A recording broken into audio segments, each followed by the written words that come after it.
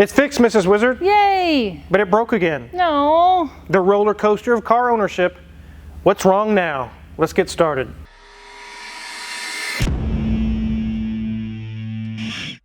If you guys have been following along, a few videos back we did a video where we purchased a Dieselgate TDI Golf. This is a 2013 Golf TDI with the CJAA 2.0 turbo diesel in it. We bought it with a plugged DPF system and it had a lot of other small issues. We now have it fixed and it's running. It actually drives fine. We're going to go over all the things that we did today and then the problems that have come forth from doing the work. We're halfway there. It's currently drivable. We can use it as is, but there's still a little ways to go. Let's go for a drive, guys, real quick and show you that it's usable and drivable again. It's so fun. It has tons of power now. Take a listen to the exhaust, guys.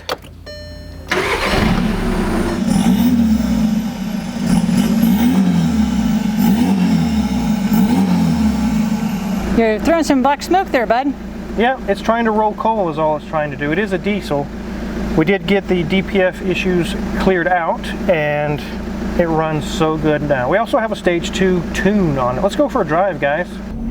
This thing's a blast. I'm sure it was fun without a tune before. They have low down torque, but you don't even have to rev it very high and it just gets up to speed so quickly.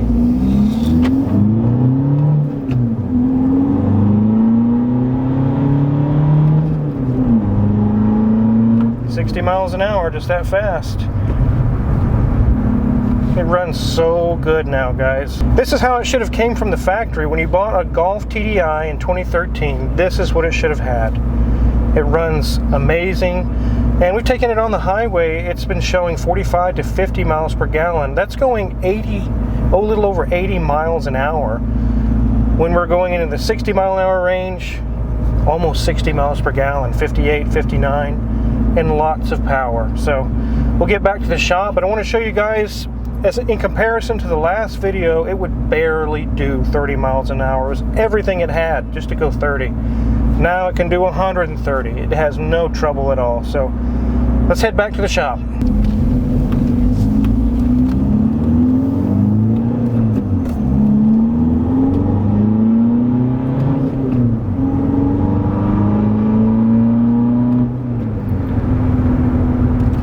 Very fast. No warning lights, guys. Not a single warning light of nothing. It is a happy camper again.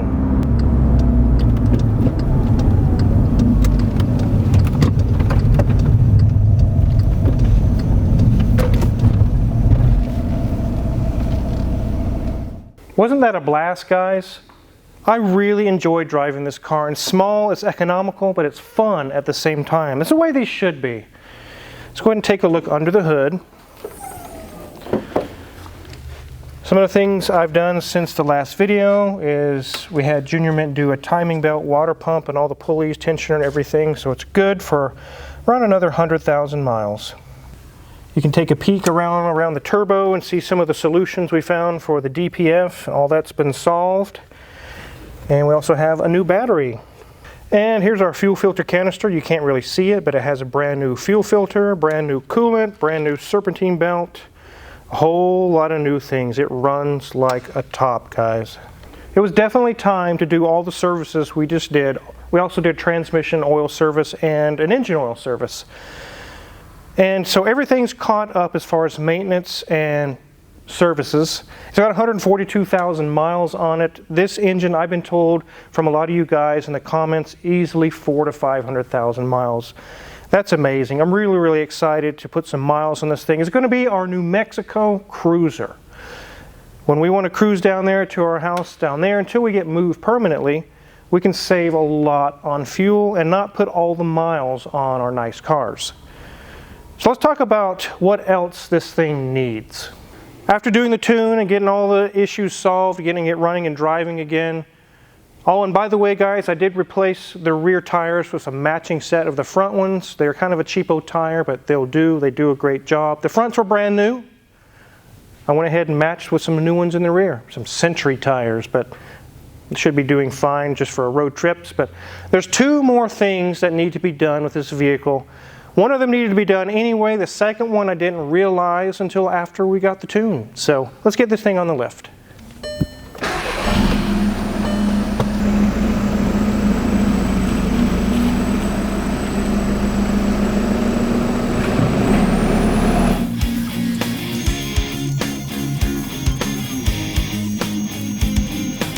So now that we're driving and we're going 80 on the highway, I hit the brakes. I can feel just a slight pulsation. There's a little bit of vibration. I thought, okay, some warped rotors. But I noticed that I really hadn't paid attention until the vibration issue arose. It has drilled, slotted rotors. Take a look, guys. You can see the slots and the drilled holes through those. Those are some sort of aftermarket setup.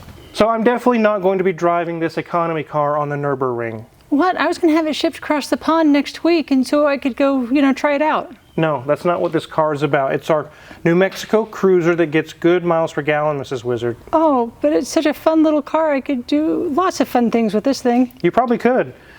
But since we're just going to be cruising on the highway and having the cruise control 80% of the time, it needs rotors anyways. I'm not putting back these drilled and slotted ones. I'm going to put the standard smooth rotors and some new set of pads. It'll take care of our warped rotors and get rid of those slotted drilled rotors. Another issue I have with the slotted and drilled rotors is when you hit the brakes and like if you're hitting a little bit harder than normal on the brakes, you can feel those slots going by. It's like, it's kind of a rough feeling. It's normal. And I don't like it. I don't want that on my car. So that is going away. Let's do a quick scan of the rest of the car while we're under there. The second issue I have, which is after I put the tune on it, resides under this sheet pan here in the transmission area. And we'll talk about it as soon as we get it back on the ground. But let's do a quick check underneath the car. So we can see on the back of the engine there are no leaks, nothing going on. There's nothing that needs to be tackled anymore with those. Again, we got the maintenance and services taken care of. And moving back to the back of the car, we do still have the stock muffler to keep the noise down so it's not so loud. I didn't have to do struts or shocks or anything. It still has some good Bilsteins on it. I think they've been replaced fairly recently. They look fairly new. Let's take a look at that. So you can see there, Bilstein shocks. They have the stickers that looks fairly new, and it rides really, really good. So that tells me it's recently been done. But there's something that's not been done, and it's causing the issue I'm having, the second issue. Let's get it on the ground. Let's talk about that.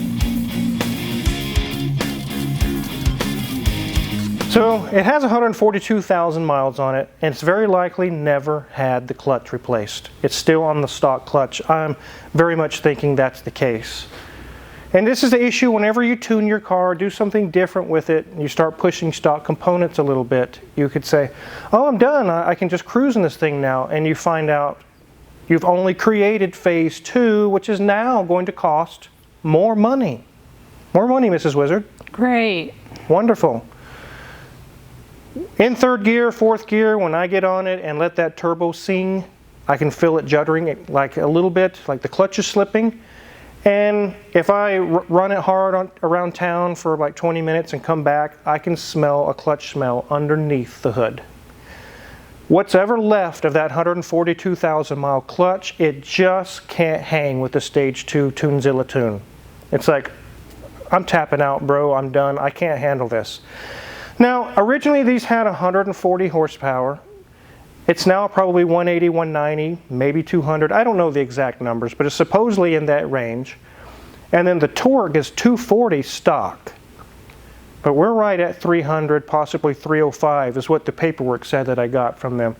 300 pounds of torque on a 142,000 mile clutch. Yeah, I can imagine it starting to slip. I'm not surprised, actually. So I'm going to order a little bit better clutch and get that replaced. We're going to get the brakes replaced. And then this thing is bulletproof. It's ready for New Mexico, Mrs. Wizard. Yay! There are some things on the interior I want to show you that we did repair and fix. And then Mrs. Wizard has some ideas for our traveling luggage situation. Get the hatch open. Wizard, this is not the time for that. No, not that. The headliner, Mrs. Wizard. Oh, okay. Yep, the headliner was drooping pretty heavily when we got it. So it's very common on the Golfs, a lot of Volkswagens of the era, to have the headliner actually drooping and touching your scalp. This one was no exception. I had it removed. Junior Mint had it taken out. We sent it to our guy, Low in Upholstery, who's kind of retired actually. But He does stuff on the side for us still. And like you saw, it looks brand new, ready to go. Let's get out of here, Mrs. Wizard. It's hot in here. Yeah, it's really hot. So when we get traveling, Mrs. Wizard, what did you have planned for back here? Oh, well, obviously we're in cargo mode now, and it works really well in cargo mode since we're the only two really in here most of the time since our kids have left the house. They've flown the coop. But definitely thinking, you know, we can put some moving blankets in, make sure everything stays nice, put some baskets in here, you know, and, you know, of course leave space for our, you know, cute little kitty Daisy so she can come and see her new house. On those occasions, I imagine we would take a small litter box or something. Probably. I mean, that's a long time, like 11 hours for a cat to hold it. Yeah. I don't think so. It's a perfect vehicle for that. If the cat accidentally went to the restroom, it's not like it's a brand new Land Rover or something. It's an old VW. So hopefully that doesn't happen, Mrs. Wizard. I hope not. She is very sweet and very docile and probably is pretty chill in most scenarios. So I think she'll do fine in the car. She didn't, the test runs we've done so far, oh, thank you, no muffler Newton. Yeah, appreciate that. Yeah. The test drives we've done around town, she hardly even meows. Yeah, she just sits there calmly. Yeah. But although it's a small car, it's really great on fuel. It's got now plenty of power. So much so I have to put a new clutch in it. But there's plenty of room to haul small items and carry our luggage and things, so we can continue on a slow process of slowly moving to New Mexico. So, perfect car. Now let's talk about, with all the expenses I'm going to have into this car, is it still worth it? So me and Mrs. Wizard were talking not too long ago about getting another vehicle that we can just throw the miles on. It's not going to hurt it. It can take a lot of miles, and it's also really good on fuel. We didn't want an EV because of the stops in between and having to charge. And with a hybrid, you could have hybrid batteries you have to replace, and they can get good fuel mileage. But Mrs. Wizard actually found this for sale on Marketplace. I think it was $4 grand, Mrs. Wizard? Yeah, it's $4 grand. $4,000, and the seller stated it barely can drive. It's got some issues with reduced power, limp mode. They weren't too sure what was going on, but they said this is now unusable to us. It's for sale for $4 grand.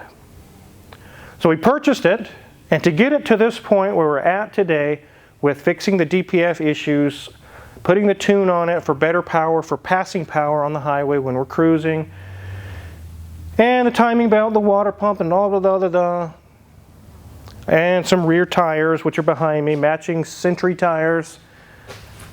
$3,000. That's where we're at for all the parts, all the pieces, all the tune, everything. So now we're at $7,000. And we still have more to go. We have brakes to put on it and a clutch, which is probably going to add another $2,000. Now keep in mind, that's just parts. Imagine if you had a shop doing this, paying the labor rate on top of that. So here's the deal. We're going to be close to $9 grand into this car when it's finally all sorted out. You probably could go buy another Golf of this era with this many miles on it that runs fine for $9 grand. But not with a tune, not with a DPF solution installed on it, not with brand new tires. And it's probably going to have some things you need to fix anyways, which will add to that $9 grand. When this one's done with the clutch and the brakes, it will be at 100%, completely sorted, completely bulletproof. It will probably go another 200,000 miles or more very easily. Obviously with maintenance and timing belts and fuel filters and things, and tires, you're going to have to do that. But here's a picture of one that just sold not too long ago on Bring a Trailer, basically the same model, but with only 35,000 miles on it. $18,000. These are kind of getting out, the word's getting out on these. They get super economy, especially with the tune. It is possible, as long as you keep your speed down, to achieve 60 miles per gallon in one of these vehicles. And if gas prices somehow were to spike, we've had in the history of the last 20 years, we've had times where it spiked. If it did, the value of these and hybrids follow that spike. The value goes way up. So that's kind of what we're seeing here. Once this is fully sorted, I think I could easily sell it for 12 grand, 11 grand, somewhere around in there. I could make money on it. So is it worth it? 9 grand all in? Yes.